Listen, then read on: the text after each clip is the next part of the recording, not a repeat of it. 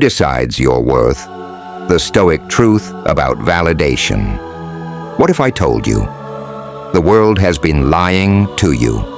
That the value of your life, your worth, isn't measured by likes, followers, applause, or even criticism. It's not in your salary, your title, your wardrobe, or your relationship status. And it sure as hell isn't in the eyes of others. It's within you. It always has been. But here's the catch. Most of us don't believe that. Not really. We live like our worth is a currency others can spend. So today I'm going to take you on a journey, not just a philosophical one, but a deeply personal, emotional one. One that might challenge everything you thought you knew about yourself. Because this isn't just about stoicism. It's about reclaiming your soul from the marketplace of opinions. The trap you didn't know you were in. Have you ever posted something online and felt your heartbeat quicken waiting for a like? That little red heart, that ping. It's not just dopamine, it's validation. But here's the problem. It's a trap, a carefully constructed cage dressed in praise. We chase these tiny moments of recognition like thirsty wanderers in a digital desert. Yet the more we get, the more parched we become. Can you feel that? That nagging emptiness after the applause fades. That's the soul asking for something real. And here's where Stoicism enters, not as a cold philosophy, but as a torch in the fog. Ancient wisdom, modern chains.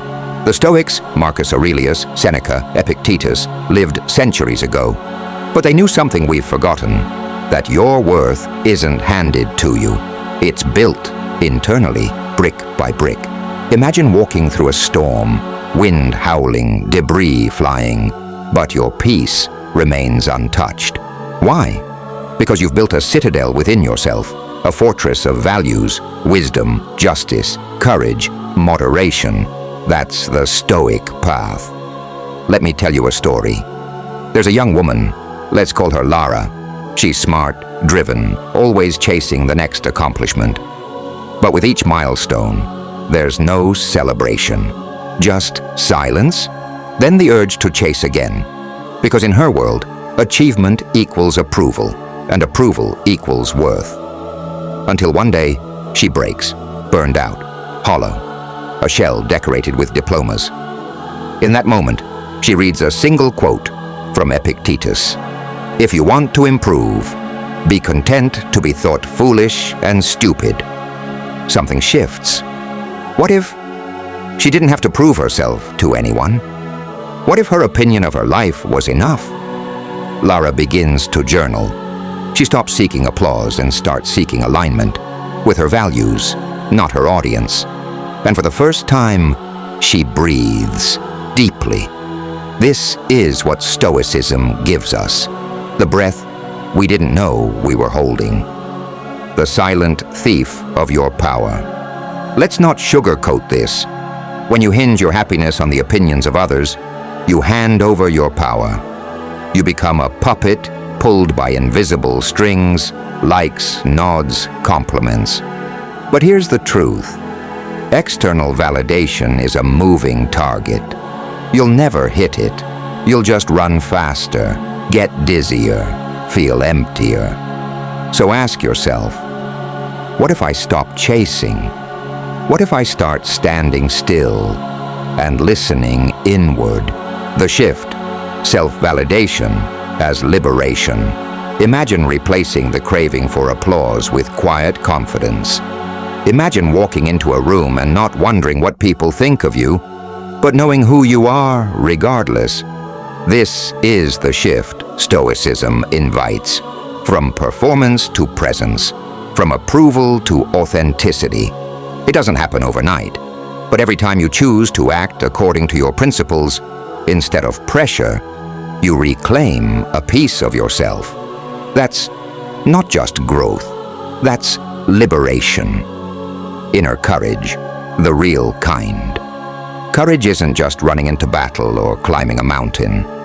Courage is standing alone in a room full of people who disagree with you and still speaking your truth. It's deleting the post you wrote just for validation. It's walking away from a perfect life that doesn't align with your values. It's facing the fear of being misunderstood and choosing to be honest anyway. Real courage is quiet, it's internal, and it's relentless. The beauty of vulnerability. Let me ask you this. When did vulnerability become a weakness? Because Stoicism doesn't see it that way. To the Stoics, vulnerability is simply honesty, acknowledging you're human, that you feel fear, doubt, sadness, but you don't bow to them. You observe them, accept them, and then choose your actions with clarity. That's real strength. That's emotional sovereignty, redefining resilience. When life hits hard, and it will, Stoicism doesn't just say, get back up. It asks, what can this teach you? Through daily reflection, Stoics learn not just to bounce back, but to bounce back better. You don't just endure, you evolve.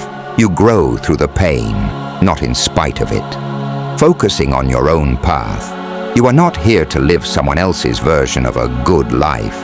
And yet, how often do we stray, mimicking others, abandoning our values for their applause? Stoicism whispers a radical idea. Your path is sacred. Even the obstacles, they're part of it. In fact, as Marcus Aurelius wrote, the impediment to action advances action. What stands in the way becomes the way.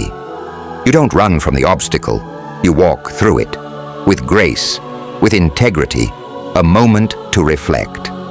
Take a second, close your eyes, ask yourself, whose approval have I been chasing? And what would my life look like if I stopped? Let that question linger. Let it shake something loose inside you. Final thoughts, a call to inner revolution. Today you have a choice. You can keep outsourcing your worth, trading your soul for claps and compliments, or you can turn inward and start building a foundation that no storm can shake. That's the heart of Stoicism. Not just enduring life, but owning it, with courage, with clarity, with quiet, unshakable conviction. So, will you chase applause, or will you claim your peace? If you felt something stir within you today, don't ignore it. Reflect on it. Journal it. Share this message with someone who needs it. And if you're ready to go deeper into the Stoic journey, check out the video on your screen now. It'll take you further into building an inner life that's rich, resilient, and radically free. You are not your followers. You are not your failures. You are your virtues. Live from them.